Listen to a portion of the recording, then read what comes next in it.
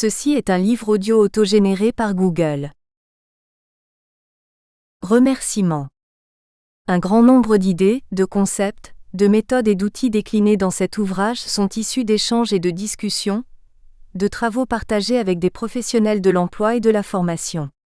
Des formateurs évidemment, mais aussi des conseillers en orientation et évolution professionnelle, des ingénieurs en formation, des professionnels chargés de montage et suivi de dossiers pour la formation d'adultes, d'autres acteurs de structures variées telles Pôle emploi, les missions locales, les maisons de l'emploi, etc. Tous ces acteurs compétents se consacrent sans compter ni leur temps ni leur énergie aux adultes, sur des thématiques directement ou indirectement liées à l'emploi et à la formation.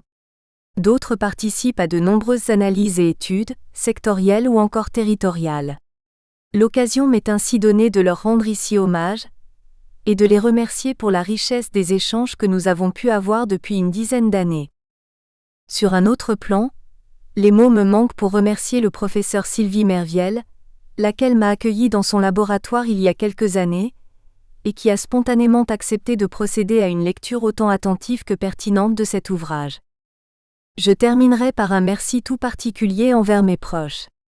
C'est ici l'occasion de rappeler que les travaux de lecture approfondie, de recherche, d'élaboration d'outils ou de tentatives de réponse à certaines problématiques qu'il a fallu définir, d'écriture enfin, ne sont pas toujours compatibles avec la vie familiale et sociale.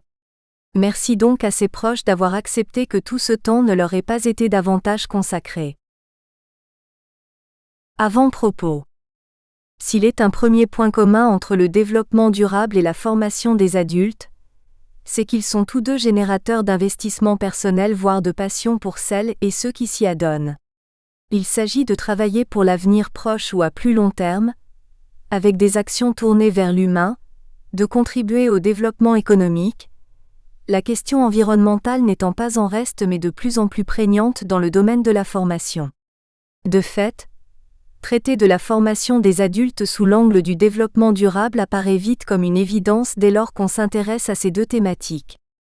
Dans cet ouvrage, nous allons donc aborder la formation des adultes à travers le prisme du développement durable, mais ce n'est pas suffisant. Une vision globale et durable nécessite la prise en compte de l'objectif premier de la formation d'un adulte, à savoir son emploi et son employabilité qui vise le maintien d'une activité professionnelle tout au long d'une vie active.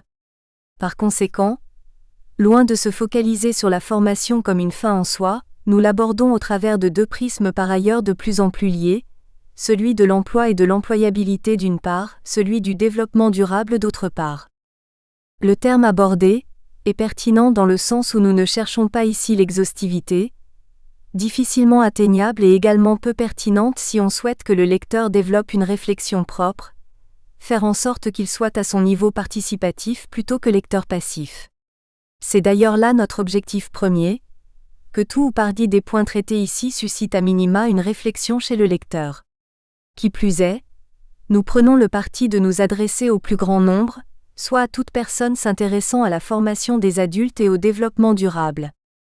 En conséquence, cet ouvrage ne traite pas des sciences de l'éducation, domaine fort bien nourri de travaux de qualité, et il ne se veut pas non plus une remise en cause de quelque activité que ce soit liée de près ou de loin à la formation des adultes, par exemple la psychologie du travail. Ce n'est pas non plus un ouvrage dédié, ni exclusivement aux questions de formation, ni exclusivement aux questions de développement durable. Par contre, il tâche de traiter de formation des adultes sans occulter leur vie professionnelle et personnelle.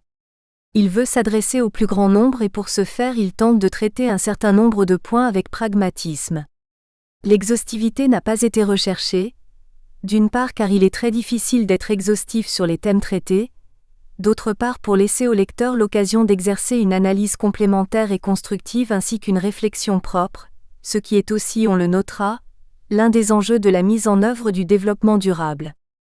On précisera également que nous avons redéfini certains concepts et certaines notions, mais il n'est nullement question de remettre en cause la manière dont ils sont définis par ailleurs. Il s'agit plutôt de les adapter à notre propos ou encore de les mettre à portée du plus grand nombre. Enfin, la formation des adultes est un domaine complexe et pour lequel des mesures ou des dispositifs sont très régulièrement pris ou mis en place, voire au contraire abandonnés. Aussi, il nous faut prévenir qu'il est difficile d'être au cœur de l'actualité sur les évolutions récentes, que le lecteur pourrait par conséquent ne pas retrouver ici. Au final, cet ouvrage comporte 2 parties. La première partie traite de la formation des adultes et des acteurs impliqués, à savoir les apprenants eux-mêmes mais aussi des acteurs impliqués dans l'insertion professionnelle, tels les employeurs et d'autres qui mobilisent des dispositifs tournés vers l'emploi et la formation. Cette première partie présente au final le résultat d'un certain regard sur la formation des adultes. Dans la seconde partie, nous procédons à une analyse de la formation des adultes. Elle nous permet de définir le concept et les principes fondateurs d'une formation durable des adultes, FODA, assortie de propositions pour sa mise en œuvre. On soulignera pour terminer qu'à la lecture de l'ouvrage, il appartient à chacun et sur tous les points abordés d'y adhérer, de se les approprier ou de s'en emparer, de s'en servir pour alimenter sa propre réflexion ou pas. Dans tous les cas, si tout ou partie des points traités ici suscite à minima une réflexion chez le lecteur, l'objectif premier sera atteint. Pettonarelli, le 15 juin 2018. Première partie, regard sur la formation des adultes. Introduction à la première partie. Dans cette première partie, nous traitons des adultes et de leur lien avec l'emploi et la formation, considérant que ces 2 derniers aspects sont étroitement liés. Au préalable et dans un premier chapitre, nous décrivons l'objet principal de notre étude autour du projet professionnel et personnel d'un adulte, et nous abordons 3 dimensions étroitement liées à ce projet, à savoir l'expérience d'un adulte, son profil, sa formation. Notre domaine d'étude ainsi délimité, nous faisons le point dans le second chapitre sur la formation des adultes, ses objectifs, les données essentielles qui la caractérisent.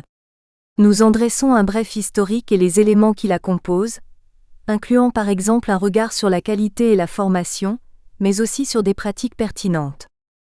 D'une manière plus globale, les adultes, selon leur profil notamment, s'inscrivent dans différentes catégories dont des salariés, des demandeurs d'emploi, d'autres populations fragiles telles les jeunes ou les seniors, et qui doivent surmonter des freins. Nous présentons dans le 3e chapitre ces spécificités et montrons le caractère essentiel des savoirs de base, de la possession d'un diplôme, d'un accompagnement de l'adulte soutenu et global. En complément et dans un 4e chapitre, on traite de l'employeur et du regard qu'il porte sur la formation, ainsi que des avancées sur la gestion des compétences et sur la responsabilité sociale qu'il peut choisir d'exercer. Par extension sont présentés quelques acteurs qui mènent des actions, ou mobilisent des dispositifs sur la formation et l'emploi. Le chapitre 5 fait l'objet de ces dispositifs, du moins une partie d'entre eux. Ils sont relatifs à l'accompagnement des apprenants, notamment les demandeurs d'emploi, ou encore à l'alternance et à la validation des acquis de l'expérience. Enfin, le chapitre 6, dernier de cette première partie, aborde le cas particulier du numérique qu'on ne peut occulter, avec ses usages dédiés à l'emploi ou encore la formation à distance. Chapitre 1, chapitre introductif sur le contexte et l'objet de l'étude. I1. Le parcours et projet d'un adulte, professionnel et personnel. Dans ce premier chapitre, nous allons poser le décor et présenter l'objet principal de nos travaux ainsi que les quelques autres concepts que nous allons y associer. Il s'agit donc du parcours et des projets, professionnels et personnels, d'un adulte que nous définissons comme toute personne sortie du système éducatif initial. Donc nous élargissons le public représenté par ce critère aux jeunes de 16 ou 17 ans non scolarisés. On précisera que traditionnellement, les dispositifs de formation des adultes font une distinction entre les moins de 26 ans, c'est le public jeune des personnes entre 16 et 25 ans inclus, et les plus de 26 ans. Pour ce qui nous concerne ici, nous fusionnons ces 2 catégories. S'agissant de l'autre extrémité d'intervalle de temps, nous ne mettrons pas de point d'arrêt particulier. Le parcours d'un adulte peut aller au-delà de son départ en retraite par exemple, et notamment par un engagement personnel. Pour les accompagnateurs et conseillers de l'emploi, la clé de voûte de l'accompagnement à mener vers un adulte est son projet professionnel ou personnel. Un projet pertinent doit être réaliste, au regard des compétences de l'individu et de leur adéquation avec le métier visé, et réalisable, au regard des contraintes personnelles vis-à-vis de l'occupation du poste à pourvoir et des possibilités d'emploi sur ce poste. S'agissant du poste à pourvoir, il faut prendre en compte également les contraintes liées à ce poste, comme les conditions de travail comme les horaires ou la mobilité induite, la rémunération associée, etc. Interviennent également les savoirs et savoir-faire techniques et spécifiques liés à l'exercice du métier, et acquis notamment par la formation et l'expérience professionnelle. Le savoir-être n'est pas en reste, notamment au regard des exigences de l'employeur. De plus, une personne est bien rarement seule à candidater ou seule pressentie sur un poste, cela rejoint ce qu'on appelle communément savoir se vendre.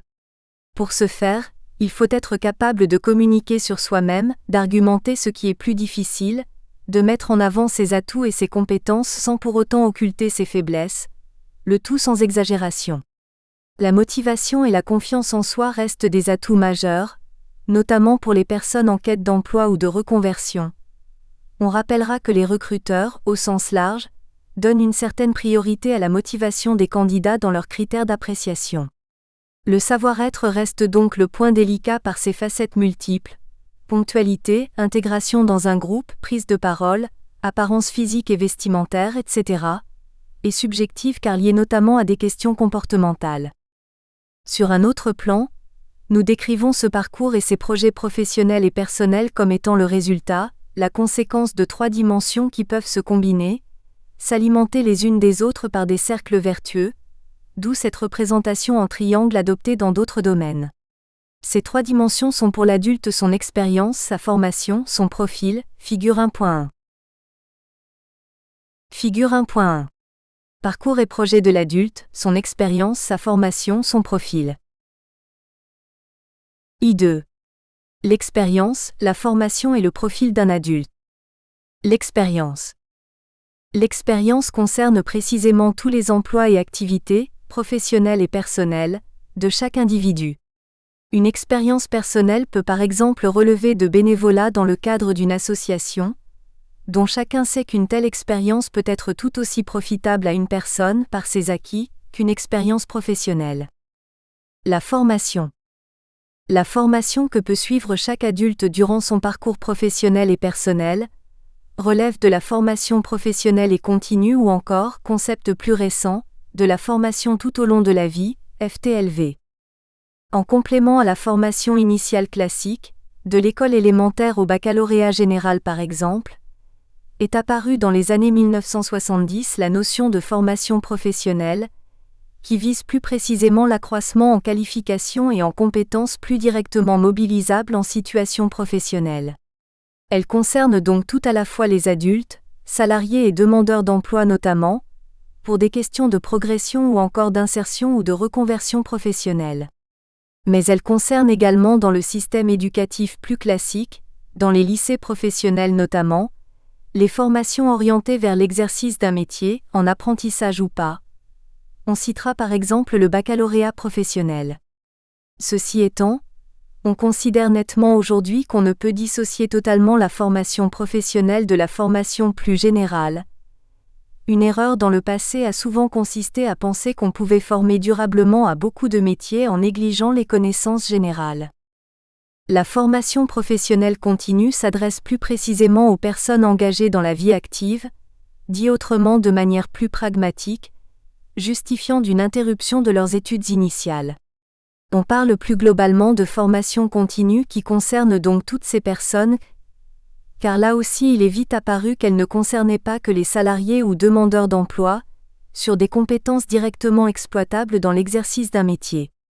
La formation continue est l'affaire de toutes les personnes sorties du système éducatif initial, les salariés, les actifs non salariés, les demandeurs d'emploi, ou encore les mères au foyer par exemple, sur l'acquisition de compétences générales, par exemple, la lutte contre l'illettrisme ou l'apprentissage du français pour les personnes d'origine étrangère, tout autant que professionnelles, sur l'obtention d'une qualification ou d'un diplôme quel qu'il soit, sur une activité d'orientation professionnelle ou de bilan de ses compétences. La formation professionnelle et continue vise à développer les compétences de ses bénéficiaires et à favoriser leur insertion ou leur réinsertion professionnelle, leur reconversion ou réorientation, leur progression de carrière. Pour tous les employeurs, la formation professionnelle et continue doit être un outil fondamental de gestion des ressources humaines. Pour les bénéficiaires, Au-delà des bénéfices en termes de carrière, elle est souvent valorisée par a minima une attestation de suivi ou de succès, mais aussi et surtout par un diplôme, de l'éducation nationale, de l'enseignement supérieur ou d'autres ministères, un titre professionnel du ministère de l'Emploi, un certificat de qualification professionnelle CQP reconnu par une branche professionnelle ou une convention collective, ou encore un certificat d'aptitude ou de compétence. Au cours d'une vie professionnelle qui tend à se rallonger, avec l'espérance de vie et des départs en retraite plus tardifs, le concept de formation tout au long de la vie prend tout son sens et est de plus admis comme incontournable par les adultes et les jeunes, lesquels suivent ce qu'on appelle une formation initiale. Dit autrement, les jeunes en formation initiale sont scolarisés depuis leur plus jeune âge et n'ont pas encore vécu d'interruption d'études, sauf cas particulier. Que l'on soit jeune en formation initiale ou adulte, il apparaît que les acquis de la scolarité initiale ne peuvent suffire à toute une carrière professionnelle, laquelle nécessitera par ailleurs des compléments, des adaptations, plus globalement des évolutions qui s'appuieront pour tout ou partie sur de la formation. On notera que ce besoin d'évolution peut être à l'initiative de l'employeur ou plus globalement nécessité par les évolutions du métier exercé. C'est le cas pour la maîtrise des progrès technologiques. Elle peut être également le fruit d'un désir plus personnel, propre à la personne, dans le meilleur des cas, une conjonction d'un besoin de l'employeur et d'un besoin personnel. L'idée de formation tout au long de la vie n'est pas nouvelle. On peut citer ici un extrait de la déclaration du marquis de Condorcet sur l'éducation populaire, présentée à l'Assemblée nationale en avril 1792. En continuant l'instruction pendant toute la durée de la vie, on empêchera les connaissances acquises dans les écoles de s'effacer promptement de la mémoire. On entretiendra dans les esprits une activité utile.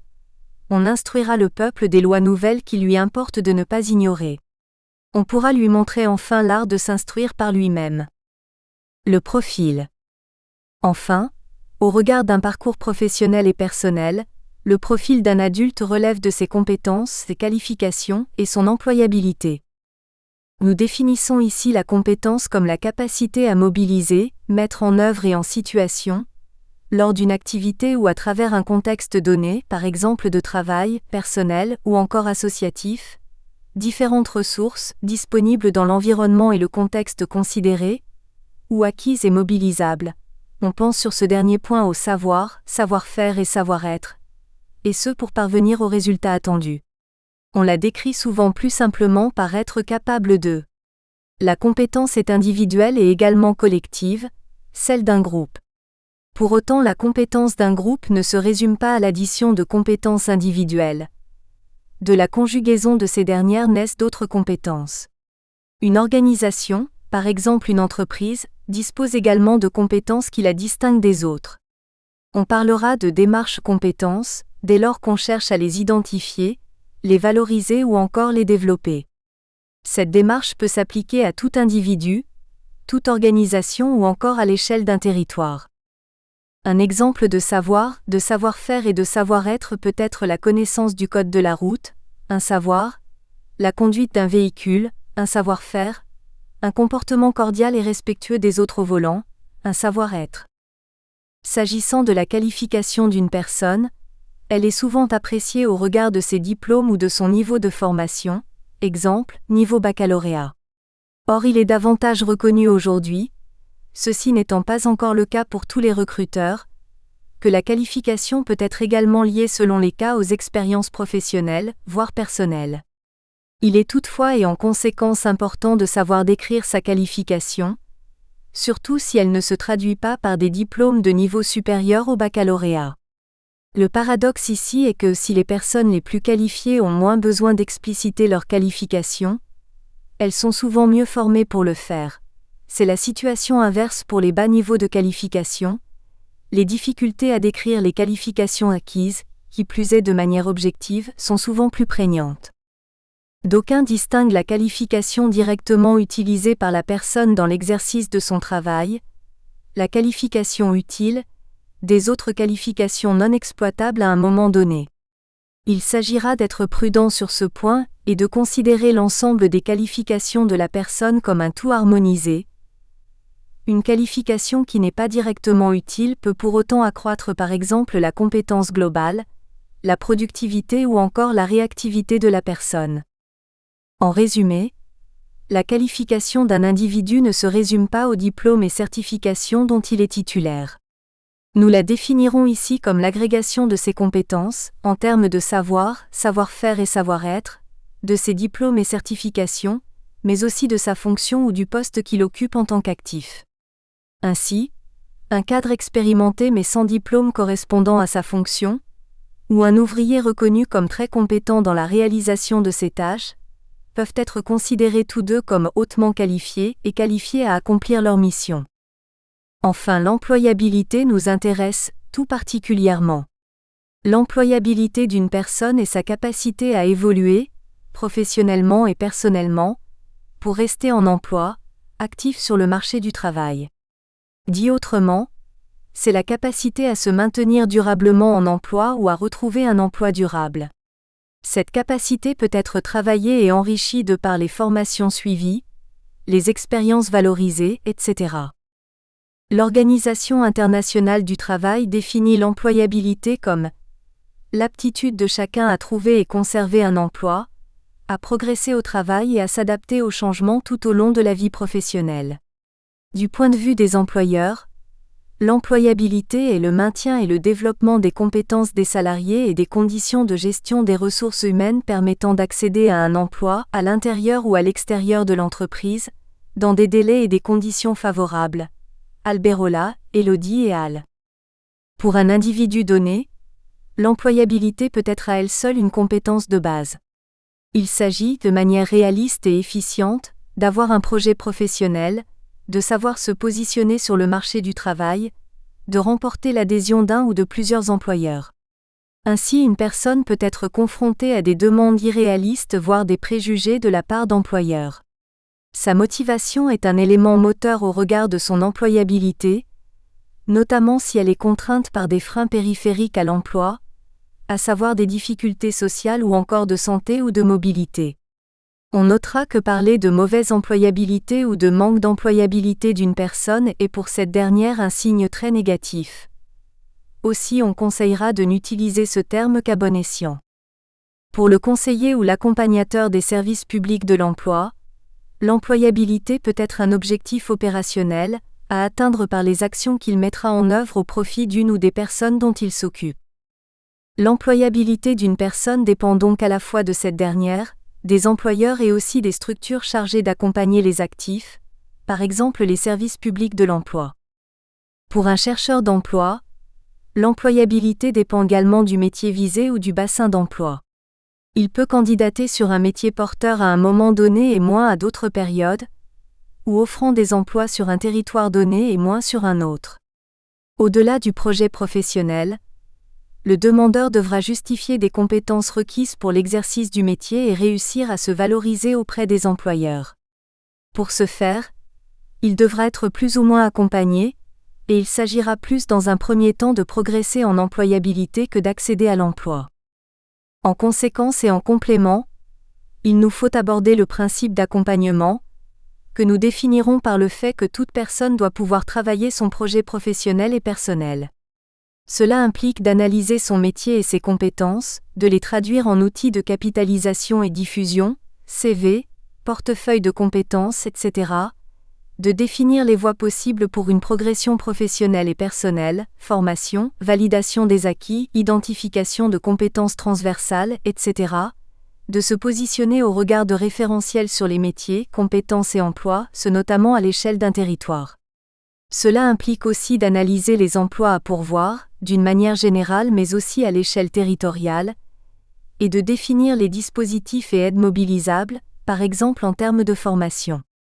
Ce travail sur un projet professionnel et personnel, à partir du moment où l'on souhaite qu'il soit conséquent, porteur de résultats et de différentes solutions parmi lesquelles on souhaite faire un choix, peut se faire difficilement seul, sans accompagnement, et sans mobiliser des outils et ressources dont le conseiller et l'accompagnateur possèdent la maîtrise. Par ailleurs, il est difficile d'exiger une connaissance exhaustive d'un accompagnateur sur les métiers, les emplois et les formations notamment, la notion de réseau de spécialistes ou de référents experts ainsi que des systèmes d'information efficaces et efficients prennent tout leur sens. Nous allons revenir sur la diversité et les caractéristiques des publics adultes mais au préalable, dans le chapitre suivant, nous nous intéressons à la formation des adultes dans son ensemble. Chapitre 2, la formation des adultes, où en est-on ? 2.1. Introduction au chapitre 2. Il ne s'agit pas ici de décrire de manière exhaustive la formation des adultes. Nous nous attacherons plutôt à en donner quelques caractéristiques essentielles, à faire ressortir sa complexité, et à montrer également qu'elle est soumise à des évolutions, et ce de manière récurrente.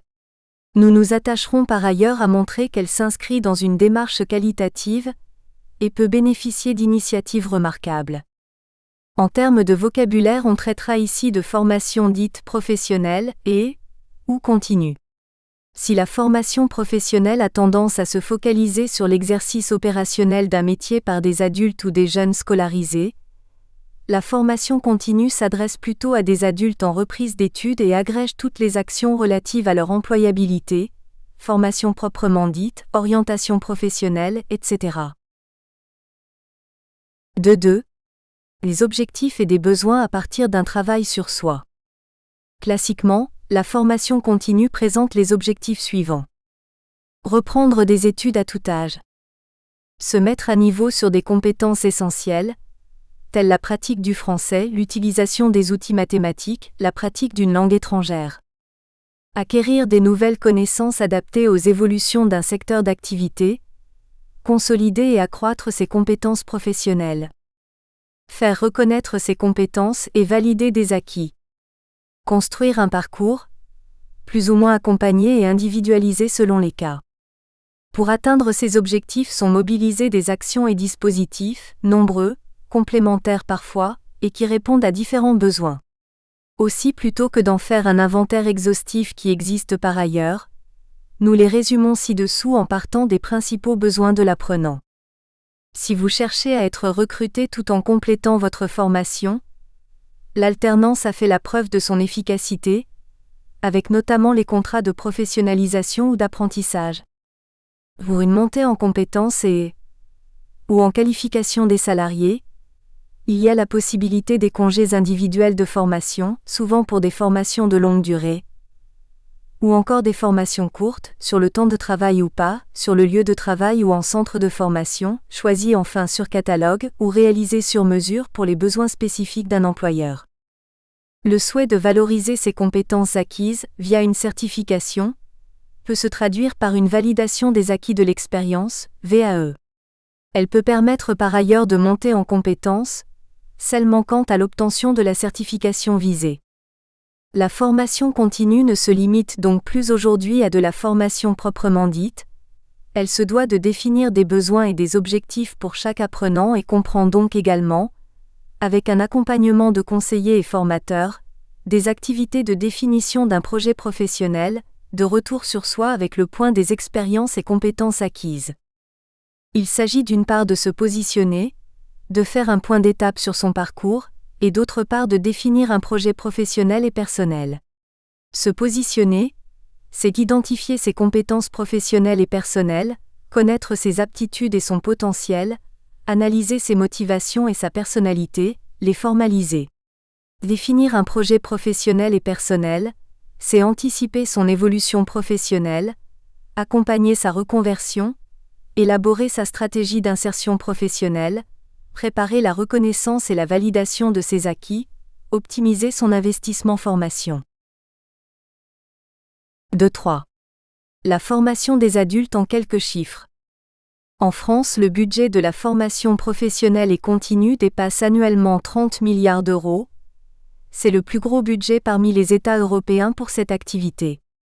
La moitié de cette somme est consacrée à la rémunération et aux frais de transport, de restauration ou encore d'hébergement des stagiaires en formation. Les organismes privés de formation, lesquels représentent 97% de l'ensemble des organismes, formateurs à titre individuel compris, réalisent 78% du chiffre d'affaires total et ont accueilli 86% des stagiaires en 2011, contre 14% pour les organismes publics, lesquels ne représentent donc que 3% de l'ensemble des organismes de formation. Parmi les organismes privés, les plus connus et les plus anciens à la fois réalisent les plus gros chiffres d'affaires. En 2011, ils ont été environ 24 millions de nos compatriotes à bénéficier d'une formation en se répartissant comme suit. Des salariés du privé 43%, des jeunes en alternance ou en insertion 25%, des salariés du public 19%, enfin des demandeurs d'emploi 13%. Les domaines de formation sont concentrés, 3 formations sur 4 concernent les 5 domaines suivants. Service aux personnes, échange et gestion, service à la collectivité, communication et information, lettres et arts, FFP, DARES 14. Si en 2012, plus d'un adulte de 18 à 64 ans sur 2 a suivi au moins une formation, elle a été diplômante pour 10% seulement d'entre eux. Sur ces 10%, près de 60% avaient entre 18 et 24 ans.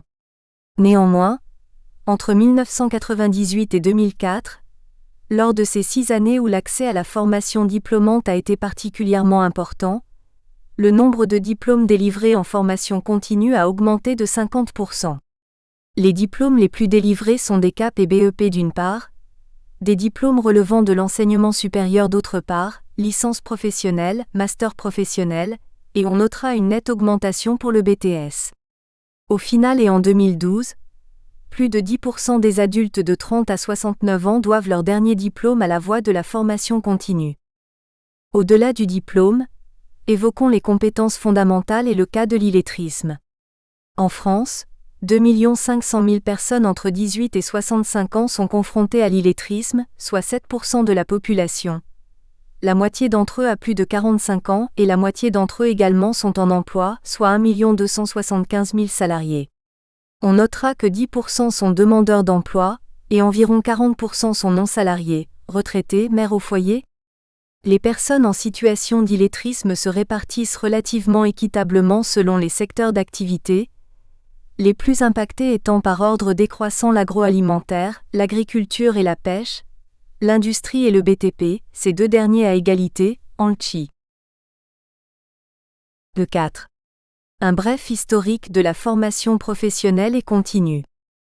Un bref historique de la formation professionnelle et continue montre que ce domaine est soumis régulièrement à des évolutions et à de nouvelles lois et réformes.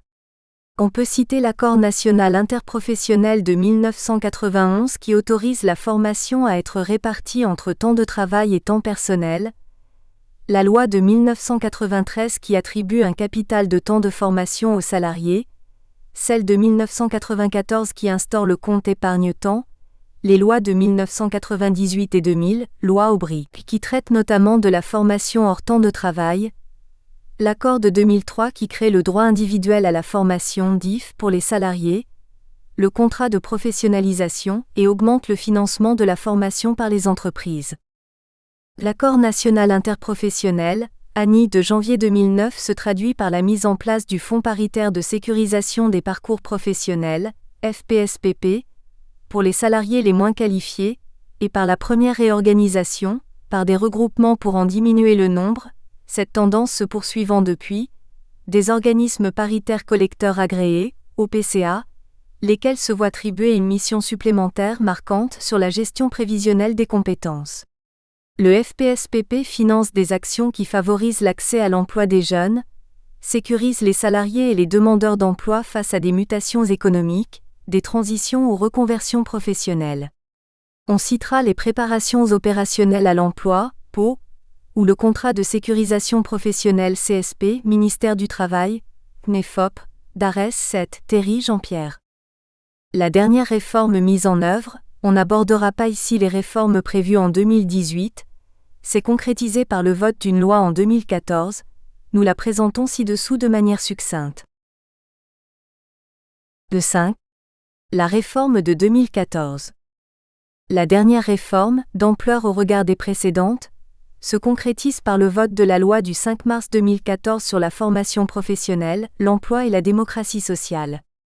Elle vise d'une part à favoriser l'acquisition de compétences en lien avec les réalités économiques, d'autre part à simplifier les démarches et les obligations légales, Pour les entreprises, elle supprime l'obligation de dépenses au titre du plan de formation, tout en les incitant à considérer la formation comme un facteur de compétitivité à part entière.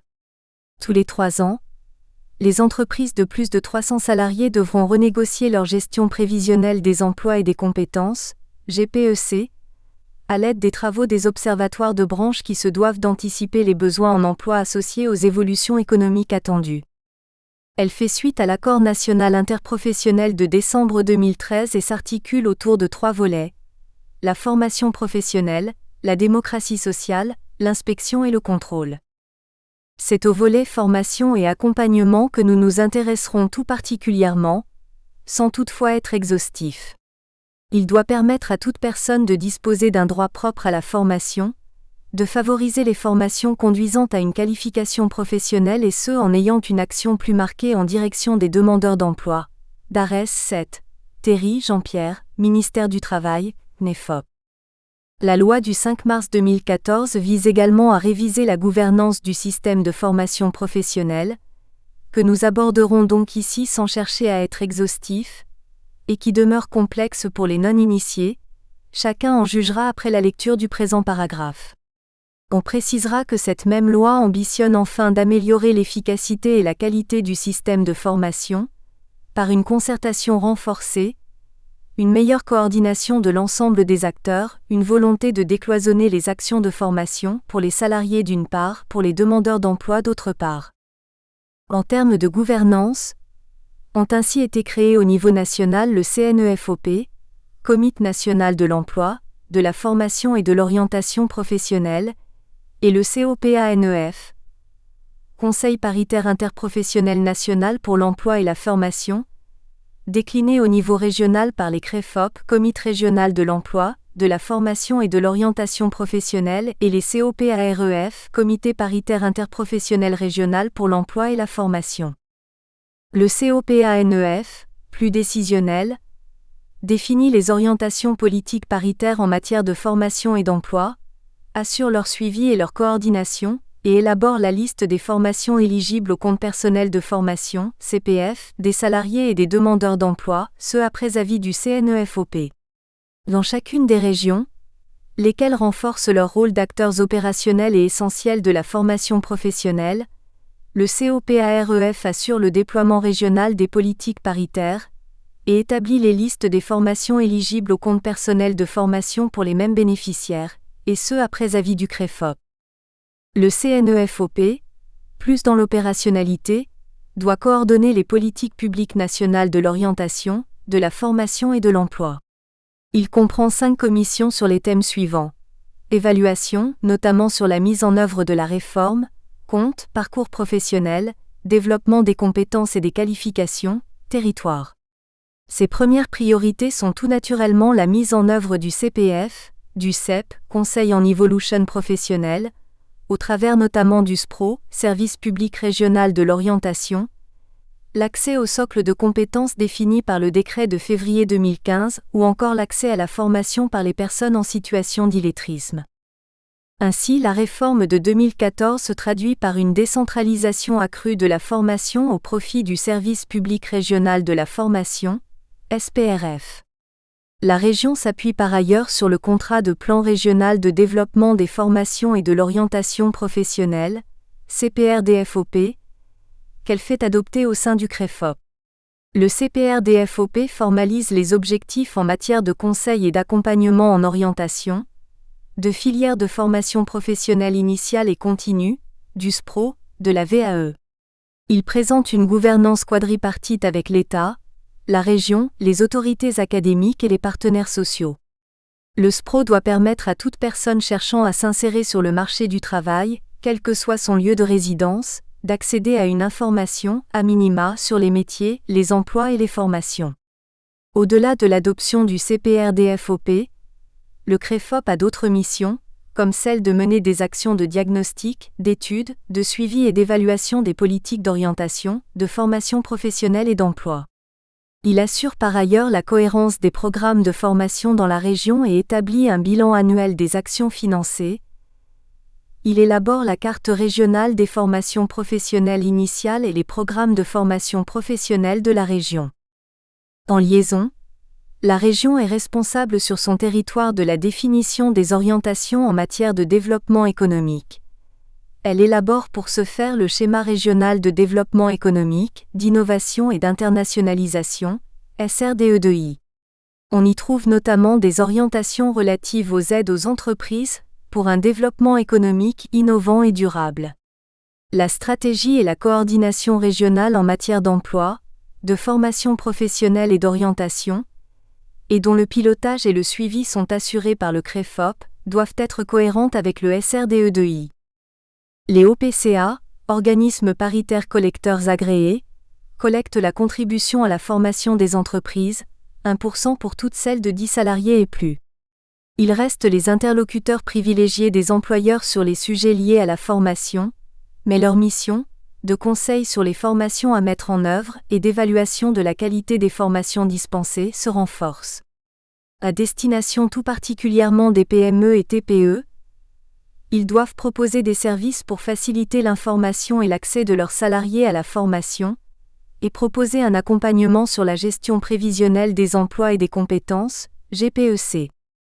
En complément sont maintenus le fonds GESIF, Fonds de gestion des congés individuels de formation, et les OPACIF, organismes paritaires collecteurs agréés pour le financement du congé individuel de formation, qui financent des congés individuels de formation, CIF, des bilans de compétences ou la validation des acquis de l'expérience.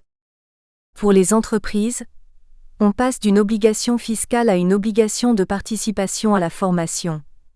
Tout employeur concourt à présent au développement de la formation professionnelle continue en participant, chaque année, au financement des actions de formation. Elles ont ainsi une obligation de résultat et de GPEC. Elles sont censées adapter les compétences de leurs salariés, procéder aux entretiens professionnels, consulter le comité d'entreprise sur les plans formation et la GPEC, informer les salariés sur les modalités de la formation, verser une contribution unique qui remplace par cette loi différents versements relatifs à la formation à un OPCA, celui relatif à l'accord de branche dont l'entreprise relève ou à défaut un OPCA interprofessionnel, les deux existent. On est ici dans un schéma de simplification pour l'entreprise qui n'a plus qu'à remettre une seule cotisation à un seul interlocuteur. Les OPCA collectent et redistribuent la contribution unique, au FPSPP, au fonds GESIF, etc., financent différentes actions, plans de formation, CPF des salariés, période ou contrat de professionnalisation avec tutorat, PO, préparation opérationnelle à l'emploi, ces dernières ont le notrat s'ouvrant aux salariés en contrat aidé, exercent le contrôle de la qualité des formations. Leurs missions se sont élargies également vers l'information, la sensibilisation et l'accompagnement des entreprises dans l'analyse et la définition de leurs besoins en matière de formation professionnelle, et dans l'identification des compétences et des qualifications mobilisables. La tendance à réduire le nombre d'OPCA se poursuit néanmoins, allant vers un objectif de 20 OPCA d'ARES 7, Terry Jean-Pierre, ministère du Travail, CNEFOP. S'agissant de différentes actions de formation, telles l'alternance ou la VAE, on constate également des évolutions. L'apprentissage est encouragé, avec notamment le principe de gratuité de l'accès à l'apprentissage pour l'apprenti et son employeur, et la possibilité d'un CDI démarrant par une période d'apprentissage. La période de professionnalisation, d'une durée minimale de 70 heures et avec un abondement possible du CPF, est ouverte à tous les salariés, CDI, CDD, contrat aidé. Toutes les formations qualifiantes et les actions relatives au socle de compétences et de connaissances sont éligibles. S'agissant de la VAE, la durée minimale d'activité prise en compte, à l'origine de 3 ans, est aujourd'hui réduite à 1 année. 6. Le compte personnel de formation, CPF, au-delà du DIF. Avant d'aborder le CPF, il est utile d'aborder le droit individuel à la formation, le DIF, d'ARES 15. L'objectif du DIF, créé par une loi de mai 2004, était de mettre en place un dispositif intermédiaire entre le plan de formation à l'initiative de l'employeur et le congé individuel de formation, CIF, à l'initiative du salarié.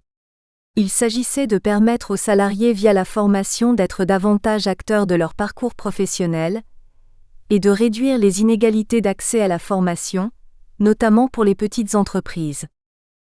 Le DIF était un droit ouvert aux salariés, en contrat à durée indéterminée ou déterminée, ou en contrat de travail temporaire. Il permettait d'obtenir chaque année des heures de formation, 20 heures dans le cas d'un CDI, pouvant être cumulées en cas de non-mobilisation pour atteindre un plafond de 120 heures. Chaque salarié était libre de l'utiliser ou pas. L'employeur avait pour obligation d'informer chaque salarié et chaque année du total des heures mobilisables. Par contre, il lui appartenait d'autoriser ou pas le salarié à mobiliser ses heures. Des actions de formation éligibles au DIF pouvaient être définies par accord collectif d'entreprise ou de branche, c'était le DIF prioritaire. La formation était normalement réalisée en dehors du temps de travail, le salarié percevant une allocation de formation à hauteur de 50% de sa rémunération nette de référence. Les analyses et retours d'expérience sur ce dispositif nous permettent d'avancer les conclusions suivantes. En 2010, beaucoup de salariés ont atteint le plafond de 120 heures de droit à la formation, mais la mobilisation effective du DIF n'a pas été celle attendue, sans que des études précises apportent des explications, autres par exemple que le manque d'information ou d'accompagnement des salariés. Les OPCA et branches qui ont fait correspondre le DIF avec des orientations stratégiques, par exemple dans le cas d'un vieillissement global des salariés avec une part des plus de 45 ans qui augmente fortement, ou pour reconvertir des salariés dans certains métiers dits en tension, ont été minoritaires et on peut le regretter. Ceci étant, la portabilité du DIF en cas de perte d'emploi a contraint des OPCA à développer des prestations pour des publics spécifiques, et donc les demandeurs d'emploi en particulier. De même, les conseils régionaux ont globalement peu cherché à développer des articulations entre leurs propres aides et le DIF. Ils devraient faire davantage avec l'arrivée actuelle du CPF dont la portabilité est automatique et assurée tout au long de la vie. Beaucoup d'organismes de formation ont eu des difficultés à s'adapter pour des formations courtes, de 20 heures par exemple, mais l'offre de formation s'en est trouvée au final modifiée en devenant plus modulaire, ce qui est une bonne chose. Ainsi pour certains organismes, des formations en bureautique ou en langue vivante par exemple ont su trouver un renouveau à travers le DIF. Au final, ce dispositif mineur, qu'est le DIF, a incité des entreprises à développer des stratégies de formation, à optimiser financièrement leur politique de formation, à favoriser l'initiative des salariés. Par contre pour ces derniers, la mobilisation du DIF est restée globalement faible, d'ARES 15. La réforme de 2014 instaure en remplacement du DIF le compte personnel de formation CPF, MEDEF au 1er janvier 2015, avec un plafond qui peut être abondé, porté à 150 heures sur 7 ans et non plus 120 sur 6 ans comme pour le DIF. Pour les demandeurs d'emploi et en 2015, le CPF pourra être abondé à hauteur minimale de 100 heures. Le CPF est ainsi ouvert à tous, les demandeurs d'emploi et salariés. C'est un droit universel, individuel, rattaché à la personne et non à son statut, et portable en cas de changement de situation. Il peut être articulé avec l'ensemble des dispositifs de formation, tels la période de professionnalisation, le congé individuel de formation, le plan de formation, le contrat de sécurisation professionnelle, une préparation opérationnelle à l'emploi. Chacun peut consulter de manière individuelle son compte, dématérialisé pour ce faire via un portail internet www.moncompteformation.gouv.fr à partir de ses données d'état civil et de son numéro de sécurité sociale, et une liste des formations éligibles est établie. Par ailleurs, sur ce même portail, il est prévu de disposer d'un passeport d'orientation, de formation et de compétences, lequel doit permettre de retracer notamment les formations suivies et les certifications obtenues. Les actions de formation éligibles portent notamment sur le socle de connaissances ou de compétences établi par le décret de 2015, l'accompagnement à la VAE, ou encore les certifications inscrites au RNCP, Répertoire national des certifications professionnelles. Ce sont aussi les formations qualifiant des demandeurs d'emploi, dès lors qu'elles figurent sur des listes établies. Le CPF est utilisé à l'initiative du salarié. Il peut être mobilisé pour le suivi d'une formation certifiante ou non, ou pour l'accompagnement sur une VAE. Une exception notable, le bilan de compétences, pris en charge uniquement par l'OPACIF, dont les fonds GESIF, dans le cadre du congé bilan de compétences ou par l'entreprise dans le cadre de son plan de formation. Il est possible d'abonder pour augmenter le plafond de 150 heures si ce dernier paraît insuffisant en durée, par exemple en recourant à des dispositifs complémentaires de lutte contre l'illettrisme, au sujet duquel 150 heures de formation peuvent sembler bien insuffisantes. Ces abondements seront financés, selon les cas par l'employeur, l'OPCA, Pôle emploi ou le Conseil régional pour les demandeurs d'emploi. Les salariés peuvent mobiliser leur CPF sur leur temps de travail avec l'accord, sauf pour la VAE et les savoirs de base, de l'employeur, accord à minima sur le contenu et le calendrier de la formation et avec leur rémunération maintenue, ou hors temps de travail sans l'accord de l'employeur. Les demandeurs d'emploi, si leur crédit d'heures est suffisant, ont leur projet de formation considéré comme valide. Dans le cas contraire, crédit d'heures insuffisant, une validation est nécessaire de la part du conseiller Pôle emploi par exemple. Elle permettra de mobiliser un financement complémentaire par Pôle emploi, le Conseil régional, ainsi que pour les frais pédagogiques et annexes. Le principe de rémunération s'applique, avec par exemple l'AREF, allocation d'aide au retour à l'emploi formation, ou l'ASS, allocation spécifique de solidarité pour les bénéficiaires. En corollaire, on précisera la mise en place dès janvier 2017 du compte personnel d'activité, relatif à chaque personne et dont l'objectif est d'agréger l'ensemble des droits sociaux personnels utiles, le CPF, le compte pénibilité, le compte épargne-temps, les droits UNEDIC, etc., pour sécuriser un parcours professionnel. Le 7. L'orientation professionnelle, le bilan de compétences et le conseil en évolution professionnelle, CEP. Face à un fort taux de chômage et en parallèle à des pénuries dans certaines compétences, notamment les professions des STEAM, sciences, technologies, ingénierie, mathématiques, la France et plus largement l'Union européenne (UE) ont mis l'accent sur le conseil et l'orientation professionnelle, lesquels ont prouvé leur efficacité. Ils se traduisent concrètement par des dispositifs souples, qui prennent en compte aussi les priorités individuelles, les priorités de la personne, et qui peuvent par ailleurs être utilisés largement, pas seulement par Pôle emploi mais aussi par les collectivités territoriales et locales, les entreprises, les organismes de formation (CDFOP). En matière d'orientation professionnelle, le service public de l'orientation, SPO créé par la loi du 24 novembre 2009 sur la formation tout au long de la vie, répond au droit de toute personne à être conseillée, informée et accompagnée en matière d'orientation professionnelle.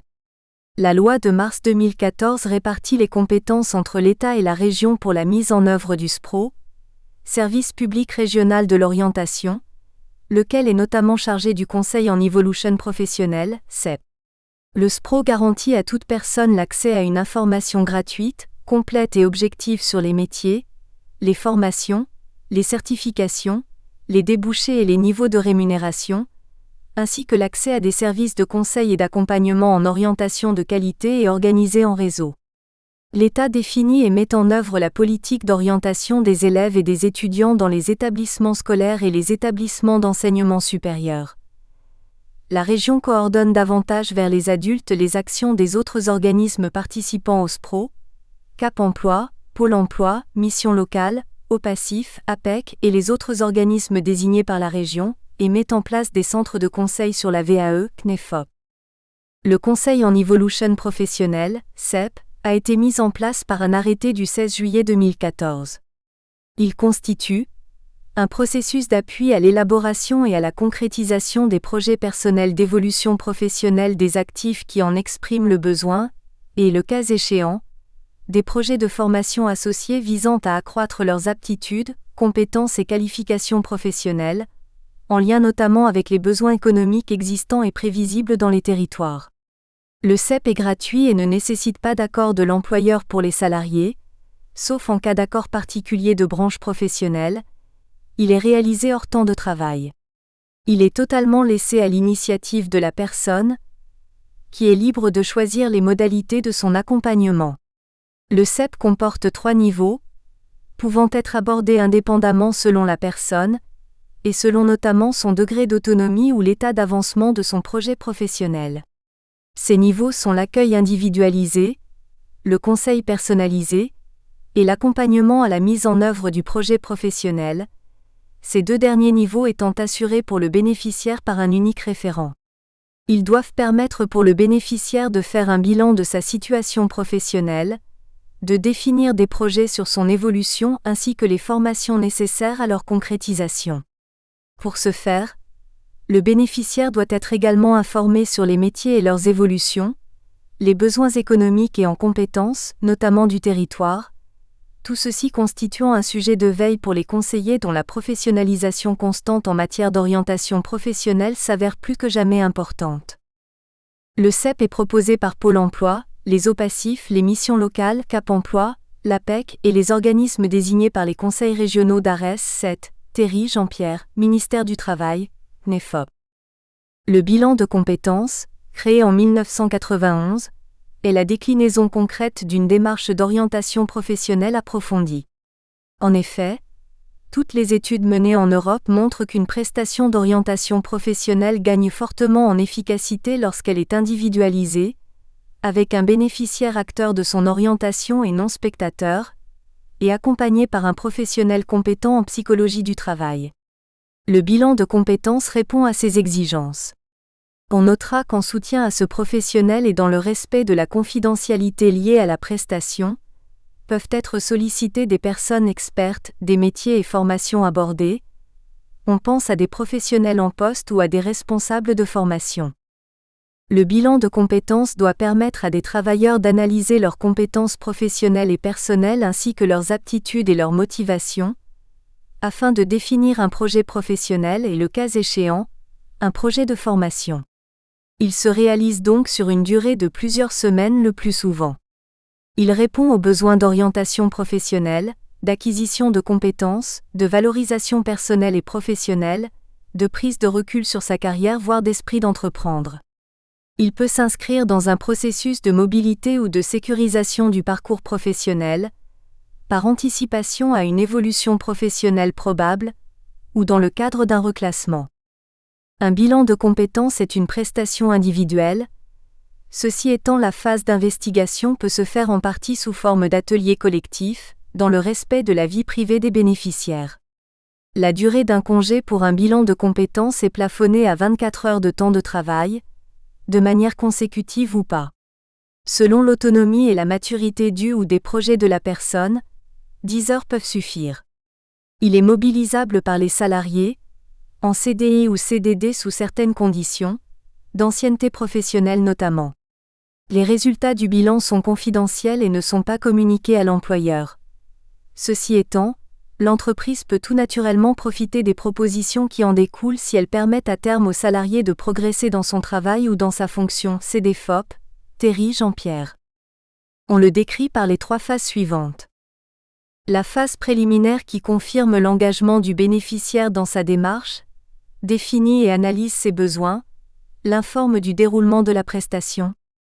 La phase d'investigation qui analyse les motivations du bénéficiaire, identifie ses compétences et aptitudes professionnelles et personnelles, ses points forts ou de progression, ou encore des compétences inexploitées et détermine ses possibilités d'évolution. La phase de conclusion de la prestation qui expose les résultats de la phase précédente, et définit un plan d'action avec le cas échéant un projet de formation associé. Cette phase donne lieu à la rédaction d'un document récapitulatif de la prestation et de ses résultats et conclusions. Une relation étroite se devine entre le CEP et le bilan de compétences. Elle a été abordée par l'arrêté du 16 juillet 2014 fixant le cahier des charges relatif au conseil en évolution professionnelle. Terry, Jean-Pierre. L'offre de service du conseil en évolution professionnelle est délivrée par les opérateurs CEP. Ces opérateurs peuvent toutefois recourir à des prestations externes, en appui du processus de définition et de mise en œuvre du projet d'évolution professionnelle. Il s'agit par exemple du bilan de compétences ou encore de prestations d'accompagnement, d'information et de conseils dispensés aux créateurs ou repreneurs d'entreprise, prévus à l'article L6323-1 du Code du travail. Allant plus loin, si l'on met en parallèle le CEP et le BC, c'est en particulier sur le conseil personnalisé du CEP, la deuxième étape, qu'un point commun avec le bilan se révèle. Ceci étant, de par son cadre plutôt rigide mais garantissant la confidentialité, le bilan s'articule peu dans sa réalisation avec les autres dispositifs mobilisables, la formation, la VAE, Par contre, ces dispositifs peuvent succéder au bilan, en être une suite logique. Au final, dans la mesure où le bilan reste globalement une prestation de qualité et de technicité, se caractérisant par un accompagnement fort et sur la durée de la personne, c'est une prestation qui doit subsister à part entière et en toute indépendance. Mais à un bilan peut succéder la troisième partie d'un CEP, l'accompagnement à la mise en œuvre du projet professionnel. À l'inverse, un bilan peut succéder en étant de fait légèrement raccourci à la première étape d'un CEP. On alertera le lecteur sur un problème qui peut se poser: la confidentialité de la synthèse écrite et produite par le conseiller en fin de bilan. Il est souhaitable que des éléments non confidentiels fassent l'objet d'une fiche permettant aux conseillers ultérieurs, du CEP, de la VAE, de l'exploiter efficacement dans l'intérêt du bénéficiaire. 2.8. Qualité et formation, une préoccupation forte aujourd'hui. Une définition basique de la qualité est l'aptitude d'un produit ou d'un service à satisfaire les besoins des utilisateurs. La qualité, non seulement des formations pour adultes mais aussi du système de formation des adultes dans son ensemble et dans ses ramifications, est depuis quelques années un enjeu majeur. Au regard des politiques publiques de formation, des stratégies de réponse aux besoins en compétences dans les entreprises avec les salariés, et des souhaits et objectifs professionnels et personnels de chaque adulte, la qualité de formation ne peut être négligée. On notera le constat global et partagé par de nombreux acteurs et observateurs de la formation des adultes, et sur la base d'enquêtes et d'analyses diverses, selon lequel la qualité relative à ce domaine d'activité est encore perfectible sur bien des aspects. La qualité peut faire appel à des procédures, à des normes et des labels.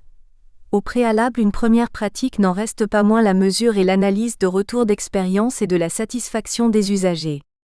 Au-delà de questionnaires par exemple confiés aux usagers à l'issue ou à la fin d'une action, il convient par exemple d'effectuer un suivi à quelques mois ou à un an.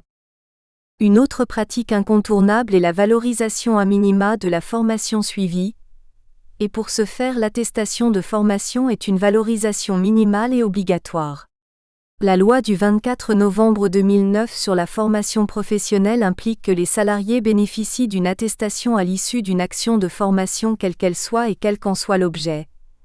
Adaptation et développement des compétences, promotion professionnelle, reconversion, acquisition ou perfectionnement des connaissances, lutte contre l'illettrisme, etc. Cette attestation précise l'évaluation des compétences en fin de formation, si toutefois cette évaluation est inscrite au programme. Parmi les normes et certifications existantes à l'heure actuelle en matière de qualité de la formation professionnelle, on citera quelques exemples ci-dessous. Les normes AFNOR, Association française de normalisation, NFX 5076025 et NFX 5076126 certifient depuis 1998 des organismes de formation, avec l'objectif de l'amélioration de leur offre, plus en termes de contenu que d'organisation. La norme NFX 5769228 définit 8 étapes d'un processus de réalisation d'une prestation de formation, et la norme NFX 5076832 élabore une méthodologie pour concevoir un système d'évaluation de la formation. Pour aider les clients à élaborer des projets de formation et des cahiers des charges, existent les normes NFX 50 75 529 et NFX 50 75 630. Clients et prestataires peuvent s'appuyer sur la norme NFX 50 75 031 pour disposer d'un langage commun et propre au domaine de la formation. La norme ISO 29990, créée en 2010, établit les exigences à respecter par les organismes de formation, tant sur leurs prestations que sur leur propre management. Elle n'atteste toutefois pas de la qualité pédagogique d'une action de formation, et reste coûteuse à mettre en place pour nombre de prestataires qui au final y ont peu recours. L'organisme professionnel de qualification des organismes de formation, OPQF, créé en 1994 et regroupé aujourd'hui au sein de l'ISQ, voir http://isqualification.com// est un organisme visant à reconnaître le professionnalisme des organismes de formation, leur stabilité financière, la qualité de leurs actions. En cela, il apporte des garanties aux clients. La qualification OPQF présente le double avantage d'être beaucoup moins contraignante et coûteuse qu'une certification de type ISO. En 2013, près de 1000 organismes de formation étaient certifiés pour le label OPQF. De manière complémentaire à la certification OPQF et en partenariat avec cet organisme, la Fédération française de la formation professionnelle, FFP, a mis en place une certification professionnelle, CPFFP, en 2005. La CPFFP certifie l'acquisition par un stagiaire de savoirs identifiés dans un référentiel CPFFP et jugés indispensables à l'exercice d'une activité professionnelle. Cette certification des personnes s'applique normalement à tout type de formation. Plus d'informations sur le site internet cpffp.org. Depuis 2009, ANI du 9 janvier, les OPCA notamment ont eu pour obligation de veiller au respect des critères de qualité et notamment labellisation des organismes. Le Fonds paritaire de sécurisation des parcours professionnels. Nous espérons que vous avez apprécié cet aperçu. Pour continuer à écouter ce livre audio sur Google Play Livres, utilisez le lien dans la description de la vidéo.